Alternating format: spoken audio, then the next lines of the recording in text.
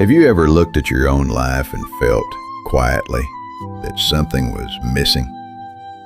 Not because everything was falling apart, not because the world could see your pain, but because somewhere beneath your routines, your goals, your conversations, and your carefully built identity, there was a strange silence. A part of you that no longer believed the life you were living was the whole truth. You wake up, you answer messages, you smile when you were supposed to smile. You chase things you were told would make you feel complete. And yet, at night, when the noise of the world finally fades, a question rises from somewhere deeper than thought. Is this really why I came here? Many spiritual traditions believe that the soul does not awaken through comfort alone. Sometimes it awakens when illusion becomes too heavy to carry. Sometimes life has to shake us, disappoint us, strip away what is false, so something more honest can finally breathe. And the first brutal truth is this: your soul may not be lost.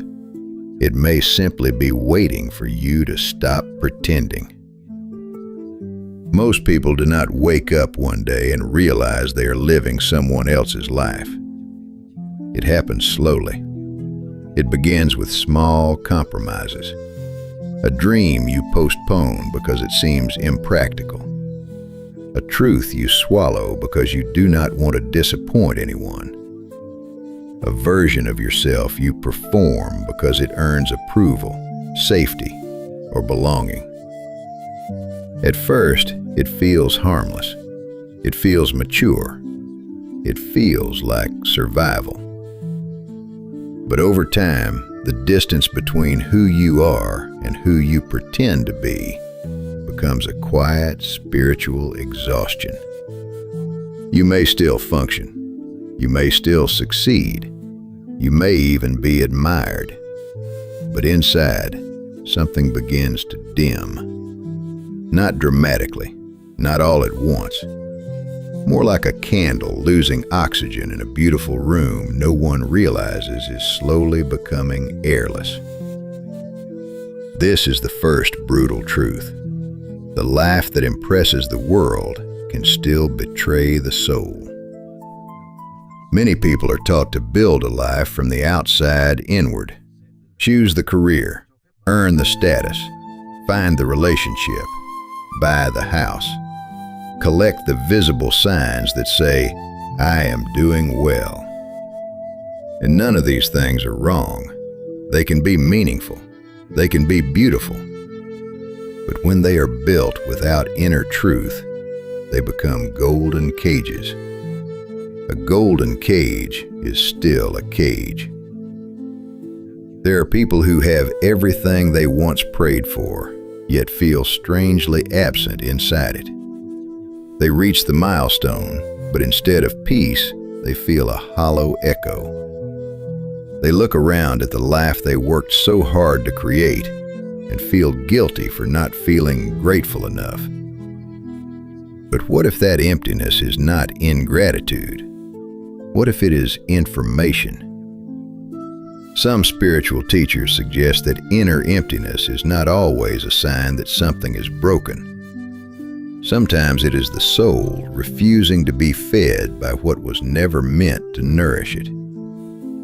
Sometimes the ache inside you is not asking for more achievement. It is asking for more alignment. And alignment is terrifying because it asks a question most people spend their lives avoiding. Who would I be if I stopped living for applause?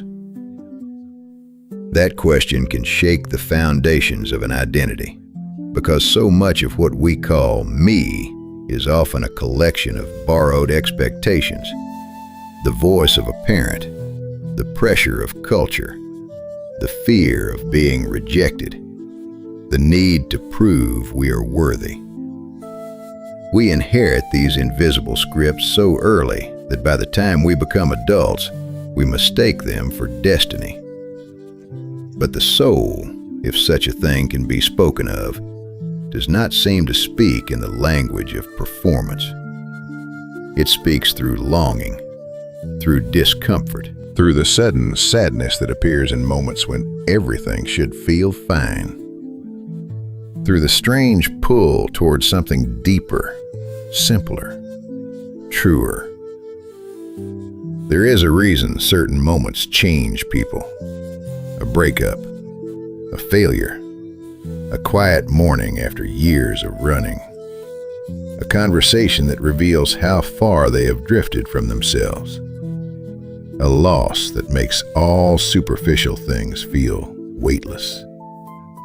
These moments can feel brutal because they expose the gap between the life we constructed and the life that was quietly calling us from beneath the surface.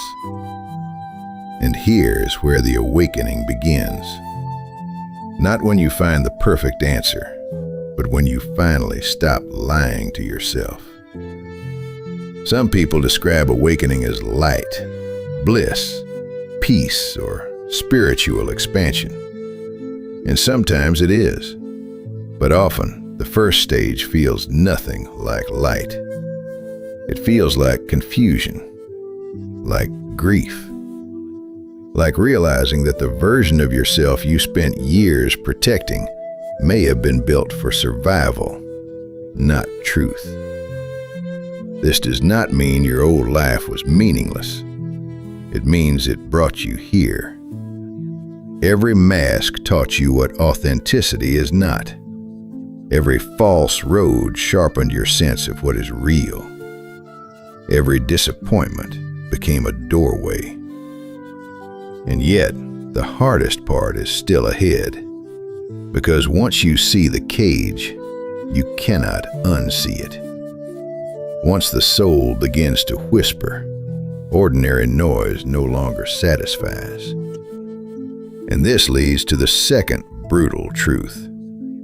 The people around you may not understand the version of you that is finally becoming real. One of the loneliest parts of inner awakening is realizing that growth can disturb the relationships that once defined you.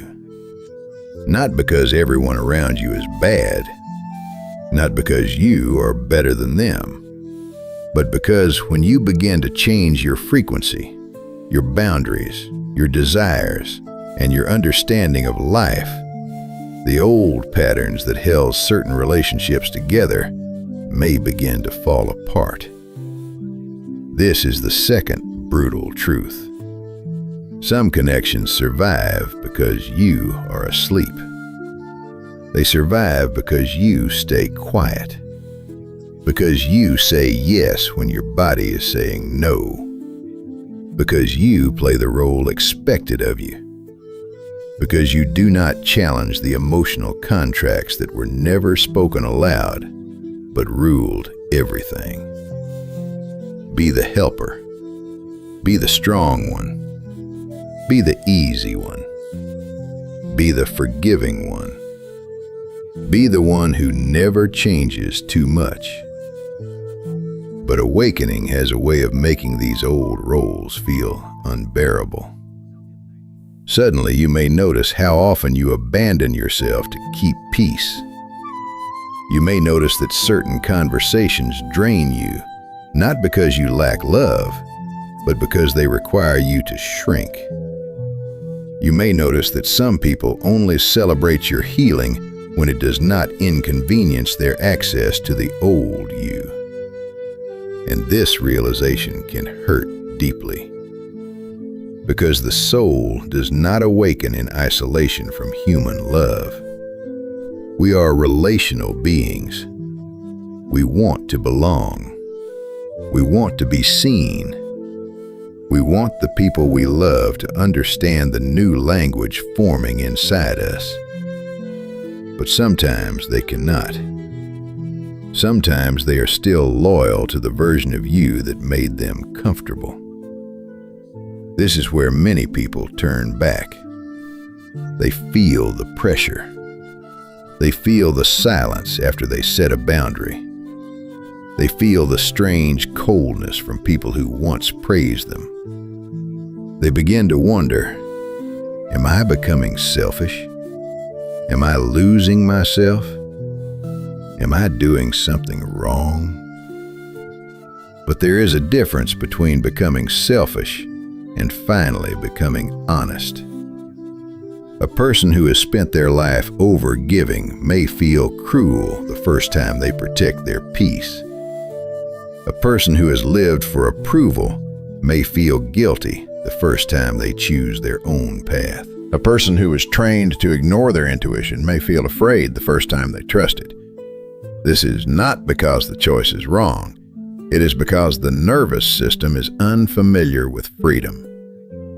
Many spiritual traditions speak of awakening as a kind of remembering, not becoming someone new, but returning to what was buried under fear. If that is true, then some relationships will not fall away because you stopped loving them. They may fall away because they were attached to your forgetting. There is a quiet grief in this. The grief of outgrowing rooms you once prayed to enter. The grief of realizing some people loved your usefulness more than your truth. The grief of understanding that peace may cost you the approval you once depended on.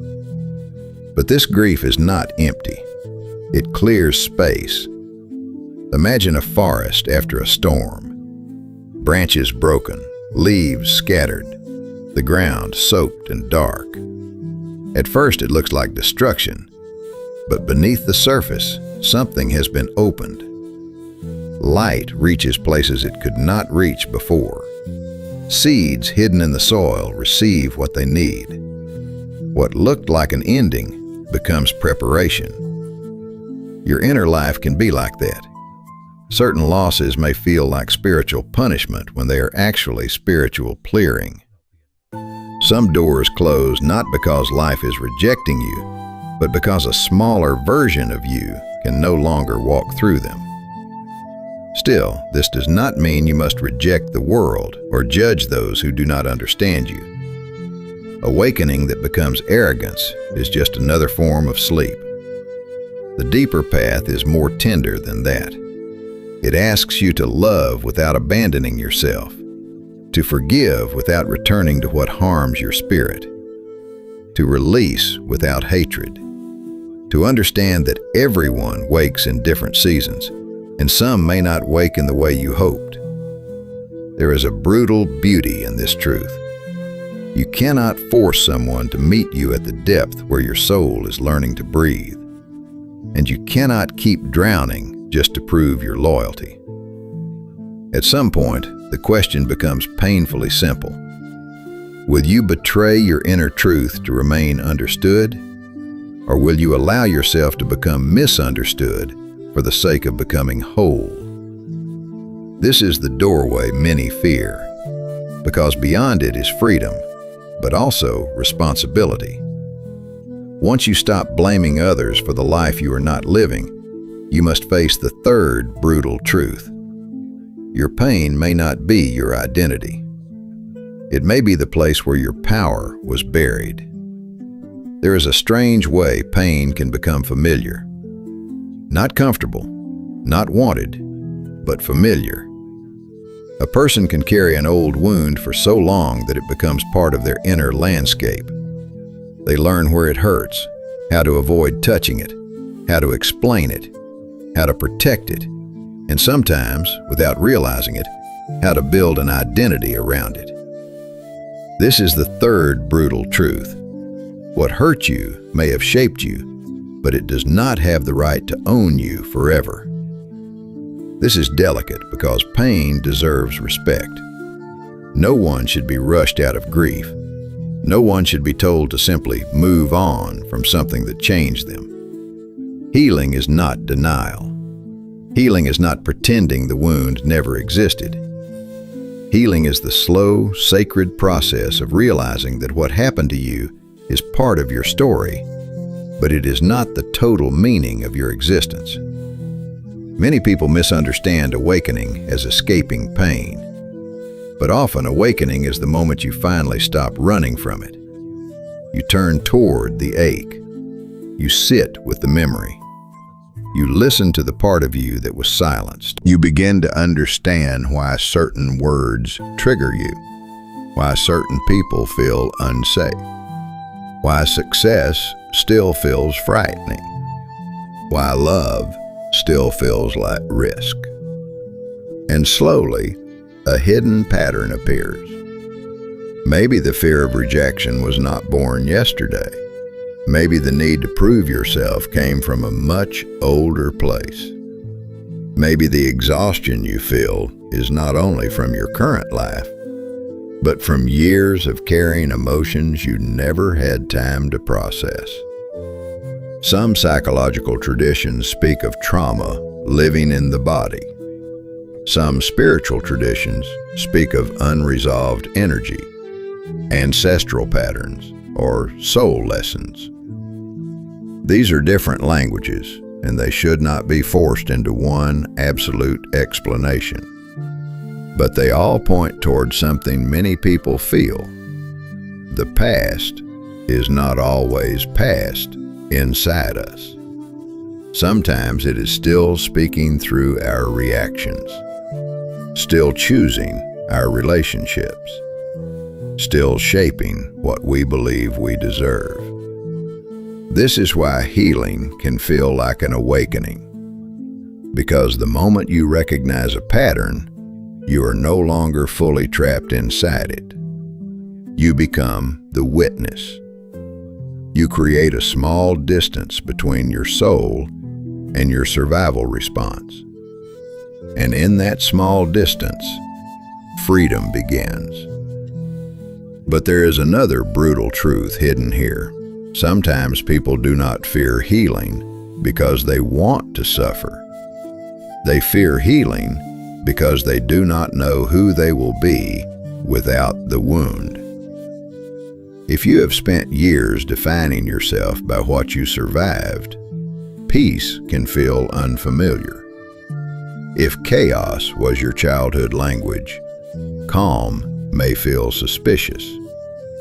If love once came with conditions, genuine kindness may feel confusing. The soul may long for freedom, while the body still expects danger. This is why healing must be gentle, not dramatic, not forced, not performed for anyone else. True healing often looks quiet. It looks like pausing before reacting. It looks like choosing not to reopen an old emotional doorway. It looks like telling the truth to yourself without turning it into self-punishment. It looks like crying for the person you used to be, then slowly learning not to live only from that pain. And sometimes, healing looks like joy returning in small, almost unbelievable ways. A morning that does not feel heavy. A song that reaches you again. A conversation where you do not pretend. A moment when you realize you are no longer waiting for the past to explain your worth. Many spiritual traditions suggest that wounds can become portals, not because pain is good, but because pain can break the shell of an identity that was too small for the soul. A wound can deepen compassion. It can sharpen intuition. It can make superficial living impossible. It can lead a person into the hidden rooms of themselves they would never have entered otherwise. But a portal is not a home. You are not meant to live forever at the entrance of your own pain. At some point, the wound that once explained you can begin to limit you. The story that once helped you survive can become the story that keeps you from becoming free. And the soul, in its quiet wisdom, begins to ask for a new narrative. Not one that denies what happened, one that refuses to let suffering be the final author. This is where many people feel a strange inner resistance. They say they want peace, but keep returning to the same emotional patterns. They say they want love, but choose situations that confirm old fears. They say they want a new life, but stay loyal to the identity built from pain. And the question becomes unavoidable. Are you protecting yourself, or are you protecting the prison because it is familiar? This question is not meant to shame you. It is meant to unlock something. Because beyond the wound, beyond the old story, beyond the identity shaped by survival, there is a part of you that existed before the pain and still exists beneath it. Call it soul, call it essence, call it consciousness, call it the untouched witness. Whatever name you give it, it is the part of you that has been waiting patiently in the dark, not demanding perfection, only asking to be remembered. And once you begin to remember it, the fourth brutal truth appears.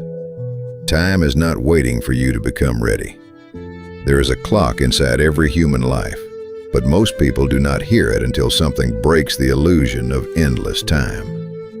A sudden loss, an illness in someone close, a birthday that feels heavier than the last, a photograph from years ago, a place you return to and realize it has changed, and so have you. These moments do not ask politely. They arrive like lightning in a quiet room. And for a few seconds, you see clearly. Life is not paused while you figure yourself out. This is the fourth brutal truth. One day, later will become a life you never lived. We often imagine that the real version of ourselves is waiting somewhere in the future. When things calm down, when we have more money, when people understand, when we feel confident, when the timing is perfect, when fear disappears. But fear rarely disappears before the doorway. Often, it disappears only after you walk through. This is one of the hardest lessons of awakening. The soul may call you long before your life looks ready. It may call you while you still feel uncertain, while your voice still shakes, while your path is still unclear. It may not give you a full map. It may only give you a strange inner knowing that the old way is finished. And that knowing can be terrifying, because modern life trains people to worship certainty. We want proof before we trust, guarantees before we leap, approval before we change. But the deepest transformations rarely arrive with guarantees. They arrive as invitations, a quiet pull, a repeated dream, a conversation that stays with you, a feeling that something in your life has expired, a desire that refuses to die, even after years of being buried. Some people spend decades waiting for a sign, not realizing that the ache itself was the sign. The exhaustion was the sign. The envy they felt toward people living honestly was the sign. The sadness that appeared every time they betrayed themselves was the sign. And perhaps the most brutal truth is not that life is short. It is that we often make it smaller than it has to be. We shrink our dreams to avoid judgment. We silence our intuition to avoid conflict. We postpone healing because pain is inconvenient. We stay in places where our spirit feels numb because starting again feels too uncertain. But time keeps moving. It does not wait for our courage. It does not pause for our fear. It does not return the years we spent pretending. This is not meant to create panic. Panic is not awakening. Panic scatters the soul, but deep awareness can gather it. To remember your mortality is not to become afraid of life. It is to become intimate with it. To realize that every ordinary morning is not ordinary at all. That every conversation may matter more than you think. That every honest choice is a way of saying yes to the brief miracle of being alive. Many ancient traditions use the awareness of death not as darkness, but as a teacher, a mirror, a sacred pressure that strips away illusion. When you remember that life is temporary, false priorities begin to lose their grip. The need to impress everyone becomes less convincing. The fear of being misunderstood becomes less powerful. The question changes from, "What will people think?" to, "What will my soul know if I never try?" And from there, the fifth brutal truth emerges. You are responsible for the energy you keep feeding. Not because everything is your fault, not because suffering is a personal failure, but because your attention is sacred. Your life force is sacred. What you repeatedly give your mind, your time, your body, and your emotional energy to will shape the atmosphere of your inner world. This is why awakening is not only about mystical experiences, it is also about daily choices. What do you consume? What do you tolerate? What do you repeat? What do you secretly believe you are worthy of?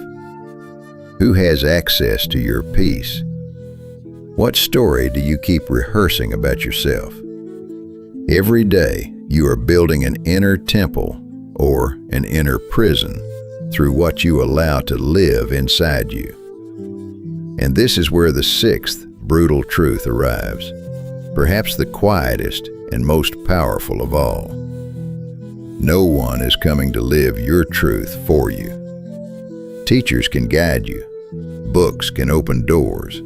Spiritual traditions can offer symbols, practices, and maps. Loved ones can support you. But at the center of your life, there is a threshold only you can cross. No one can forgive for you. No one can awaken for you. No one can answer the call that was placed inside your own heart. And yet, this is not a lonely truth. It is a liberating one, because it means you are not powerless. It means that even now, even after all the years, even after the mistakes, even after the detours, there is still a place inside you where choice begins. A quiet, luminous place. A place beneath fear. A place that has not been defeated by the noise of the world. The soul does not usually wake all at once. It wakes in moments. The moment you tell yourself the truth. The moment you stop chasing what empties you. The moment you let an old version of yourself die with compassion. The moment you choose peace without needing everyone to understand. The moment you realize that your life is not something to endure, but something to inhabit. And perhaps that is the real awakening. Not becoming perfect, not becoming untouchable, not floating above human pain, but becoming deeply, honestly alive. One day, years from now, you may look back on this season of your life and understand what you could not understand while you were inside it. You may see that the confusion was not the end of your path, but the fog before a new landscape. You may see that the losses were not only removals, but openings. You may see that the pain you thought was here to destroy you was also revealing the places where your soul had been waiting to return. Maybe awakening is not a single explosion of light. Maybe it is quieter. Maybe it is the moment you stop abandoning yourself. Maybe it is the moment you realize that peace is not found by becoming someone else, but by finally coming home to the truth you have carried beneath every mask. And maybe the brutal truths are not brutal because they are cruel. Maybe they are brutal because they love you too deeply to let you sleep through your own life. So if something inside you feels stirred right now, do not rush to explain it away. Sit with it. Listen to it. Let it speak, because beneath the noise, beneath the fear, beneath the old stories and the borrowed identities, There may be a voice that has been calling you for a very long time. Not to become more impressive, not to become more acceptable, but to become more real. And perhaps the life you have been searching for does not begin when the world finally changes. Perhaps it begins the moment you stop running from the truth your soul already knows. If this message reached a part of you that has been quiet for too long, share one truth in the comments that your soul is finally ready to face. And if you feel called to keep walking deeper into the mysteries of consciousness, healing, and the unseen dimensions of human life, stay close, because the next doorway may open exactly when you are ready to see it.